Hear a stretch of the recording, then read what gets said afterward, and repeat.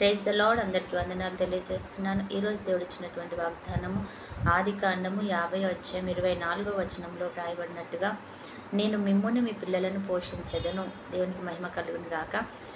దేవుని వాగ్దానం మనకు సెలవిస్తుంది, మిమ్ముని మీ పిల్లల్ని నేనే పోషిస్తాను.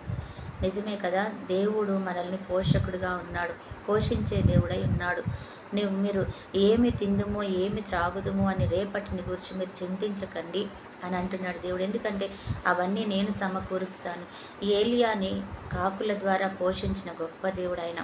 నిజమే కదా, ఏలియా అరణ్యంలో పరిగెత్తి ఆ శత్రు తరుముతున్నందువలన ఒక స్త్రీ యొక్క భయానికి ఆయన లోనైపోయి ఆయన అరణ్యంలో కూర్చొని ఉంటే, కేరీతు వాగు పక్కన ఆయన ఒక చెట్టు కింద కూర్చొని ఉన్నాడు. కూర్చున్నప్పుడు, ప్రభా ఏంటి నా పరిస్థితి అంటే, నేను నిన్ను పోషిస్తాను అని కాకి ద్వారా ఆహారం ఇచ్చి ఆయనని ఉదయము సాయంత్రము కూడా పోషిస్తూ ఉండేవాడు అనమాట.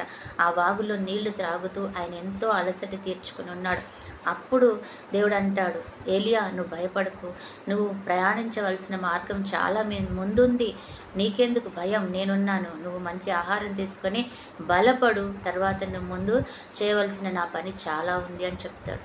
నిజమే, ఈరోజు నువ్వు అనుకుంటున్నవేమో, నేను ఎలా బ్రతకాలి, ఏం చేయాలిగా, నా జీవితం ఇంతేనేమో, ఇక్కడికి అయిపోయిందేమో అనుకుంటున్నావా?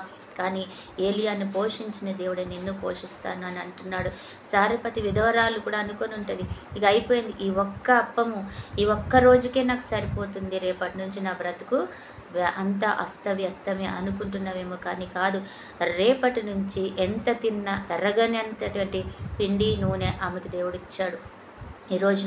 ఈరోజు నా జీవితం అయిపోయింది, ఇంతటితో ఇది ముగిసిపోయింది, నా జీవితం ఆరోగ్యపరంగానో ఆయా ఆశ్వర్యపరంగానో లేకపోతే కుటుంబ పరంగానో ఇక నా కుటుంబం చెల్లాచెదురు అయిపోయింది అనుకుంటున్నావా? కాదు, దేవుడు దాన్ని పునఃప్రారంభిస్తున్నాడు, పునరుద్ధరిస్తున్నాడు, నీ ఆరోగ్యాన్ని తిరిగి బాగు చేస్తున్నాడు, అలాగే నీ కుటుంబాన్ని సరిచేయబోతున్నాడు. ఆయనే పోషించి, ఆయనే నడిపించి, ఆయనే కృప చూపించబోతున్నాడు అనమాట. భయపడద్దు, సమాధానం కలిగేదాన్ని ఉండు. ఆమేన్. ప్రార్థన. పరిశుద్ధుడు అయిన దేవా, ప్రేమ కలిగిన తండ్రి, యేసయ్యానికి వందనాలు చెల్లించుకుంటూ ఈరోజు నువ్వు ఇచ్చిన ఈ వాగ్దానాన్ని బట్టి వందనాలు తండ్రి.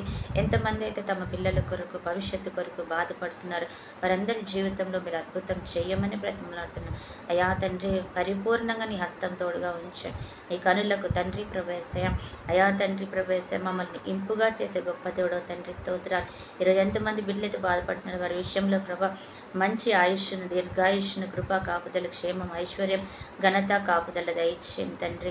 అలాగే ఈరోజు ఎంతమంది బిడ్డలు అయితే కుటుంబంలో అసమాధానంతో ఉన్నారో వారిని దీవించండి. బర్త్డే, మ్యారేజ్ డే జరుపుకుంటున్న బిడ్డలు కూడా జ్ఞాపకం చేసుకొని దీవించమని యేసయ్య శ్రేష్ఠ నామంలో ప్రార్థించి అడిగి వేడుకుంటున్నాం తండ్రి.